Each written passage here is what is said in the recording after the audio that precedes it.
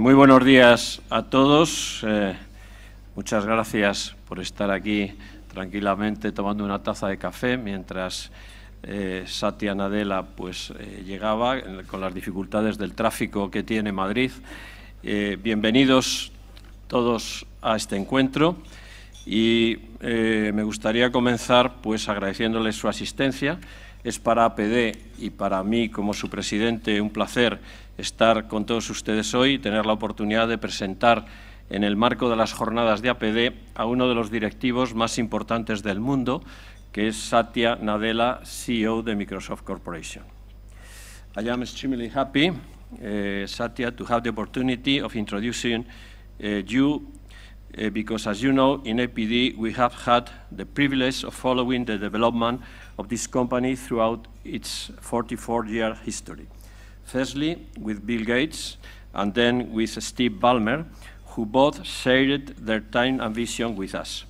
So, as you can imagine, being right now with the third CEO in the successful history of Microsoft is something we are thrilled about.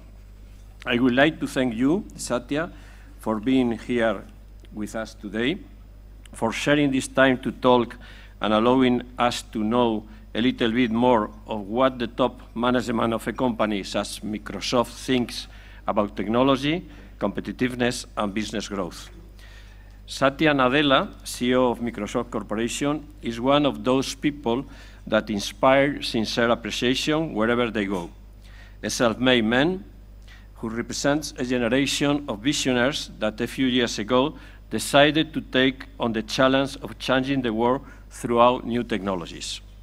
Satya, in electric and computer engineering, in the case of electric like me, Satya, has been at the top of the Microsoft Corporation since 2014.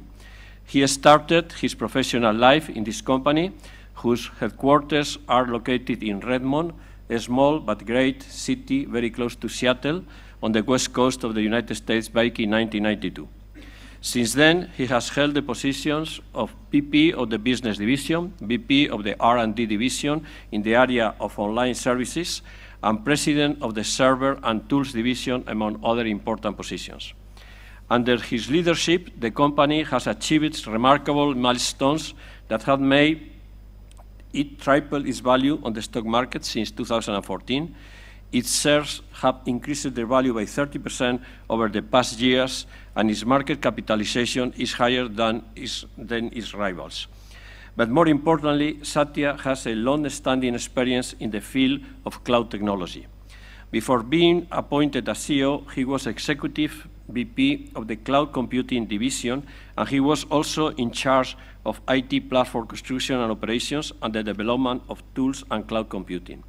And this is precisely one of the most important growth drivers of this company right now. The company has consolidated an outstanding position in the market and in which significant developments are expected over the coming years. Furthermore, the humanitarian and philanthropic work carried out by Satya as a member of the board of the Fred Hutchinson Cancer Research Center is also worth stressing. As you will see today, Satya is above all an entrepreneur, a full-time learner, as he usually defines himself, a person worth listening to. This meeting is intended to be a discussion, so I would like to introduce Mrs. Sandra Sieber, head of the IT department at LIS, who will be moderating the discussion. Besides her work as head of his department, Sandra is also a lecturer at the IES Business School and has devoted a great deal of time to studying the impact of ITC on working practice of people and organization, and in particular, the impact of social media in organization. Sé que seguramente, al igual que yo, todos ustedes estarán ansiosos de escuchar a Satya, CEO de Microsoft, así que sin más, agradecerle de nuevo, Satya, su disponibilidad para estar con nosotros, y Sandra, tienes la palabra. Muchas gracias. Muchas gracias. Buenos días a todos. Yo creo que es un placer y un honor a tener a Satya aquí. Satya, it's such a pleasure to have you here in order to talk a little bit about technology and the role of technology for the future of organizations, which is what everybody here in the room is concerned about. And if we just make a quick start into it, you talk a lot about the importance of tech intensity. And that's this combination of how do we adopt technology with how we build technology capabilities. That's very different from just putting a system into a company. And it reflects this issue that you see that every company has to become a tech company, and that hence what companies really have to do is to get the right technologies that help them to build technologies. Is that right? Yeah, first of all, thank you so much, and thank you for the very kind words in the introduction. And it's fantastic to be here in Spain and in Madrid. I think you're right. You know, the way I think the fourth industrial revolution is going to play out is there is a new factor of production, perhaps the most malleable resource that we have ever invented as humankind is software. It can be changed all the time. So this digital technology as an input, I think, is going to have a profound impact. It's going to have a profound impact in our lives, in every sector of our economy, and in our society. And so this notion of digital tech intensity is, I think, the key thing that all of us as leaders across all sectors will have to master.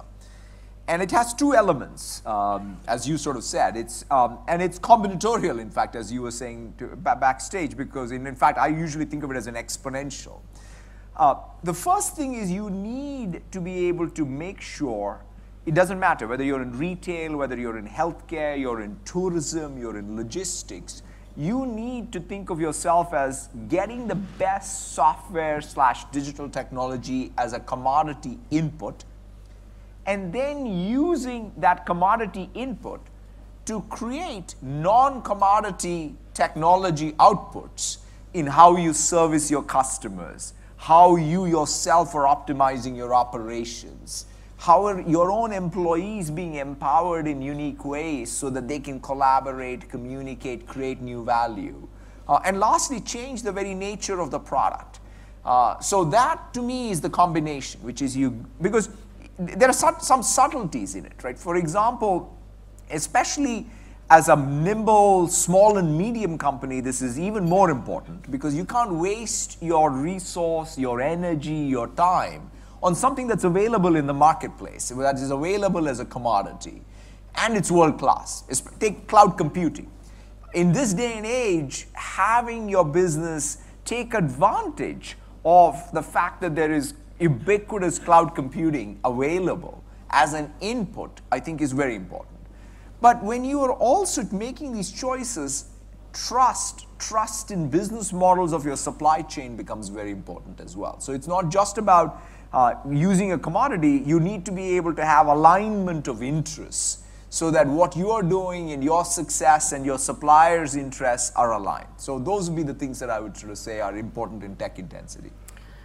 And when you do that, you use the technology and you always mention these different shifts that we are in. So it's this thing of ubiquitous computing, so computing is everywhere. It's this obviously artificial intelligence. It's moving from the device-centric to a people-first thing.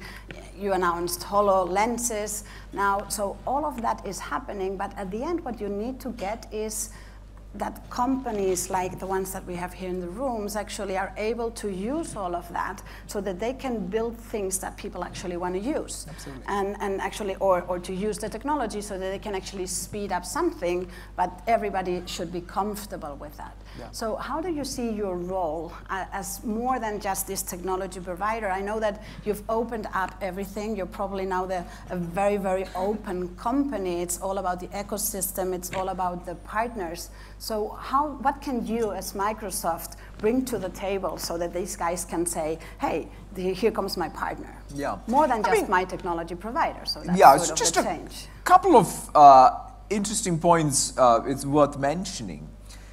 We recently acquired a company called GitHub, which is the community for open source developers, and pretty much every open source project lives in GitHub, and it's the community that they use.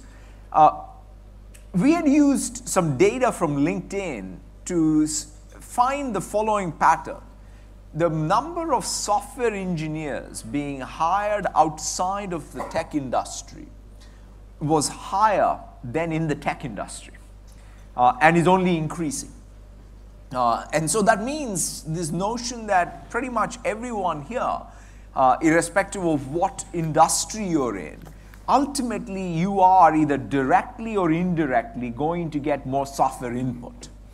And you're absolutely right that we are not going to do all of this on our own. We definitely do not want to. In fact, the first question I ask Pilar when I show up in Spain is, what's the local capability here?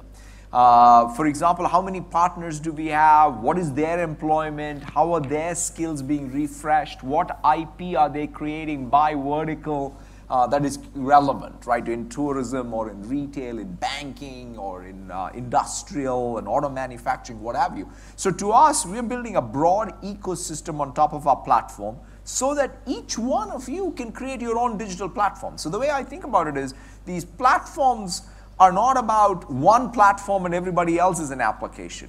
This is more a network of platforms. That's how I view even the platform economics going forward. And so that's really how, at least we are thinking about both our participation in a country like Spain or in a region like Latin America. We care deeply about making sure that we're creating local capability, local IP, that makes companies, whether it's small businesses, becoming more productive, whether it's the public sector in the economy becoming more efficient, large multinationals out of here becoming more globally competitive, increasing better health outcomes and education outcomes. That's how we measure ourselves. And you see yourself sort of getting into this ecosystem. So there's sort of a certain portion of Microsoft inside, because you're an enabling platform to help them, but it's not just Microsoft inside. That is correct. I And mean, to me, we have small and medium enterprises here, so they normally fear the big guy. That's correct. So and as rightfully so, because in some sense, the challenge of digital technologies is the concentration effects and the network effects. So therefore, I think that's why even framing this not as, there is one platform and everybody is on it, to be really thinking of this as, hey, how do we build more of an open network of platforms that can connect our businesses, help create more efficiencies and scale for all of us to benefit from it. And that's the worldview at least we have. And one of the things, and I think that we like this nested platform worldview a lot, because it helps the entire ecosystem to jump on it. And probably when you're a small guy, you prefer not to join, but when you see it's a nest, then you do. But still, what I hear a lot from our executives is that they have a certain fear, because technology is great to enable certain things, but is also threatening in a number of big dimensions. So it's privacy concerns that we have issues sometimes even with social tensions. We just had this here with the mobility industry. We have lots of issues even of, are these new models breaking the law? Are they compliant? Are they not?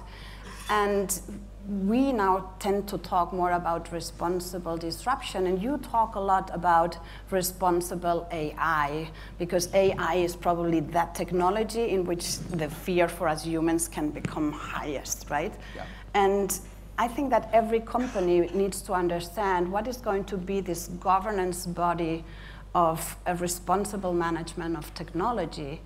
And I mean, since you guys are leading the pack, so to say, and you're one of the thought leaders, I would really like to hear how you think about this responsible management of technology. No, absolutely. And I think the unintended consequences of some of the technology and its uses is something that we need to be very clear-eyed on. But maybe I'll just say a few words, since a lot of this medium-sized and small-sized businesses and business leaders are here. One of the greatest opportunities going forward of digital technology is, quite frankly, where size does not matter. And what I mean by that is, if you think about it, in the past, it was the sophistication of IT that you needed inside your company to adopt this technology was very, very high. Whereas now it's been democratized. If you want the latest and greatest AI capabilities or compute infrastructure capabilities, or the same tools that the largest multinationals are using to collaborate, communicate, track data, create leading indicators of success, all of that, like in Office 365, for example, in the past, even in Spain, I used to think about Office. And the reality was, for most part, small businesses used Office on a PC, but didn't use all the sophisticated collaboration tools that a lot of the large enterprises used. Whereas now, the ability for the smallest of business in Spain, they have the ability per user to just subscribe without having all of the IT sophistication. And even a business model wise, they only subscribe it and use it, and if they don't pay. So I think that that is something that I would really stress on as being perhaps a game changer. But with that said, there are three unintended consequences of technology that I think all of us have to be mindful. Let's take the first one, privacy. The reality is, I think we all now need to deal with privacy as a human right. I mean, GDPR in some sense really regulates that. But foundationally, whether you're a bank or a retailer or what have you, you also have to think about not just being compliant with GDPR, but thinking about that data that you have collected by using permissions from customers. You have the responsibility to treat that as somebody else's human right. And so that's one important thing.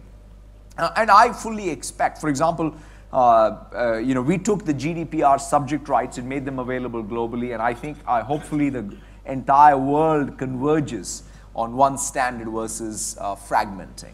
The second thing is all around the cybersecurity. Now, the biggest issue, if you look at it, right, whenever there's cyber crime created, whether it's ransomware or it's a state actor, the people who are most impacted are small businesses and individual consumers, because again, the sophistication of the large enterprises. So we are doing a lot. For example, Microsoft sponsoring even what we term sometimes as the Geneva Convention for Cyber, so that we can all come together, use our signals to protect the small businesses. We even just launched a product called Account Guard, which is helping secure emails for both, in fact, public sector as well as ultimately consumers. So that's something that we are very, very focused on.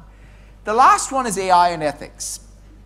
The reality is the pace of innovation in AI is so rapid that we as creators of AI will need to take on responsibility to first have, I'll call them design principles. So just like we used to teach our software developers in the past how to write good user experience, we are now teaching them how to write good AI. And the principles are, fairness, is the AI models that we're creating robust? Are they private and secure? Are they inclusive? Are they transparent? Is there accountability? I don't think we can abdicate our own responsibility for the models we create. So those are very important principles. And at the same time, we also say that, look, for example, take facial recognition. I can come up with 10 great examples of use of facial recognition that is going to help humanity. And I can come up with 10 examples which are going to be problematic in a liberal society. And so therefore, we need even, perhaps just like GDPR protects human rights around privacy, we may even have to have regulation on what are the good uses of some of these AIs. And so we are open to that. We are open to that dialogue. So that's not just a tech industry concern. Of course, we have to lead because we are the creators of many of these technologies. But they're going to become pervasive concerns for all of our societies. And here, this is where you as tech companies will probably have to lead everything. And I would like to go back to one of the things that you mentioned just before on why now the adoption of technology is easier for smaller companies, not just for the super big and sophisticated ones. And what you've essentially what I've listened is that you're saying it's an issue of creativity more than of actually complexity of tech inclusion into my business. No? And when it's about creativity, actually with technology comes something that you're sort of advocating a lot, which is this notion of empathy, right? Is if I'm empathetic enough to understand what's in here for the user, when I understand the privacy concern of my clients, when I am empathetic enough with technology, I actually start thinking differently about my business.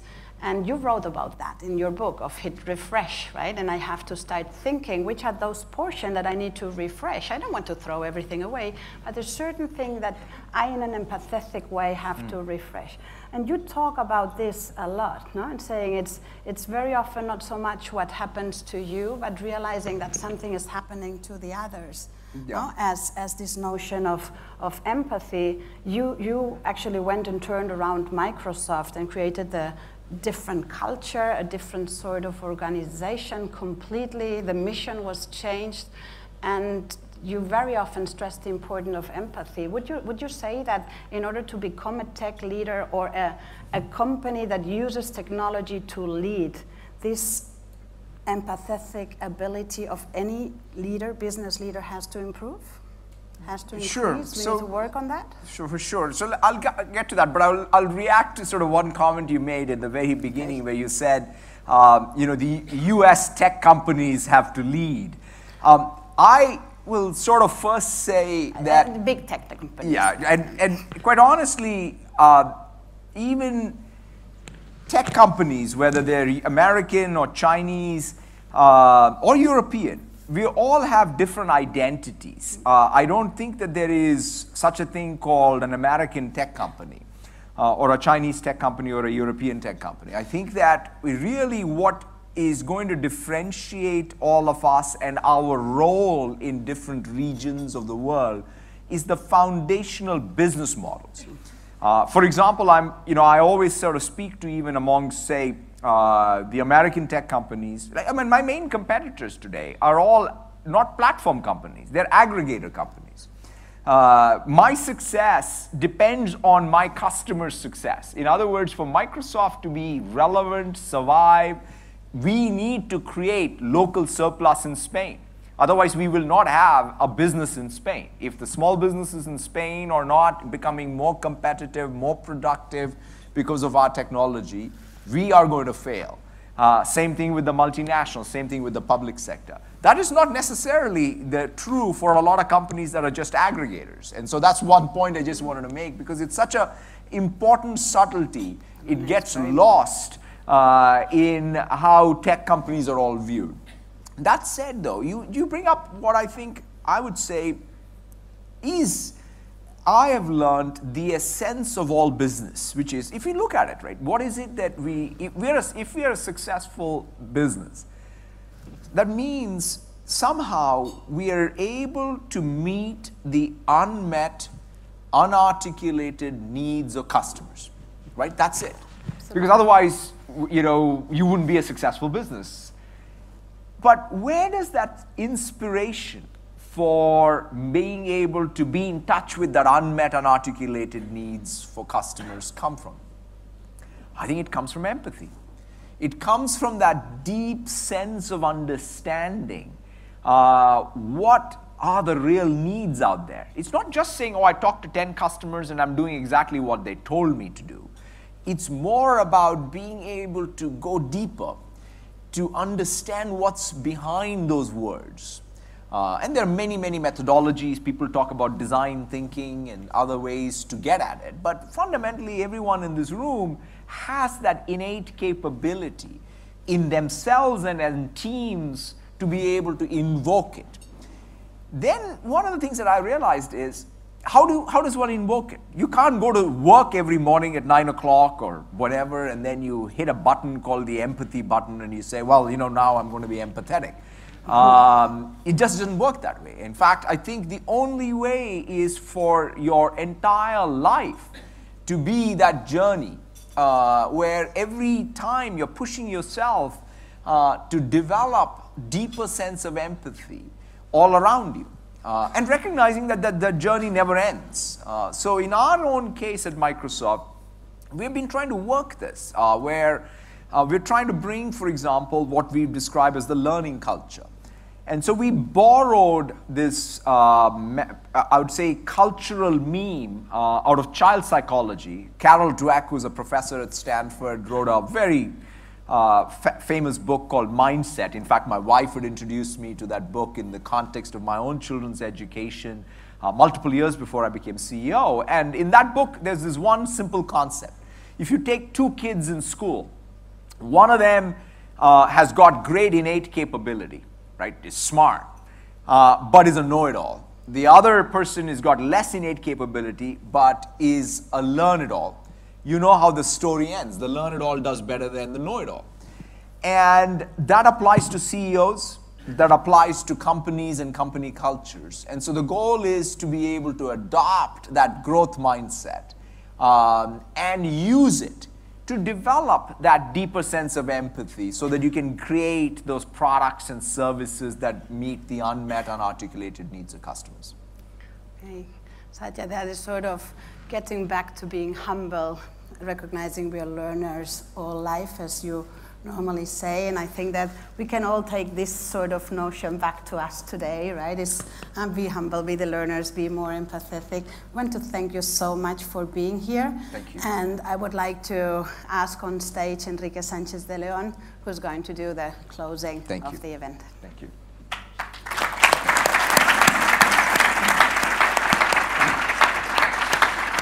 Muy bien, pues llegamos aquí al final de este encuentro. No saben ustedes lo milimetrada que tiene la agenda Satya. Muchísimas gracias, Satya. Muchísimas gracias, Sandra. It's been a great pleasure to have you in APD. It was a very inspiring conversation you handled with Sarah.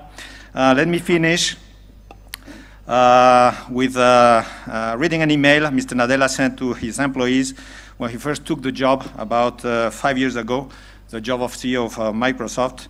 I'm sure this email will help all of us to understand the kind of leadership that is completely transforming the culture of Microsoft. The email said, I am 46, I've been married for 22 years, and we have 3 kids. And like anyone else, a lot of what I do and how I think has been shaped by my family and my overall life experiences. Many who know me say I am also defined by my curiosity and thirst for learning. I buy more books than I can finish. I sign for more online courses than I can complete. I fundamentally believe that if you're not learning new things every day, you stop doing great and useful things. So family, curiosity, and hunger for knowledge all define me. Thank you very much, Satya. Hope to see you again sometime. Hasta la próxima y muchas gracias a todos.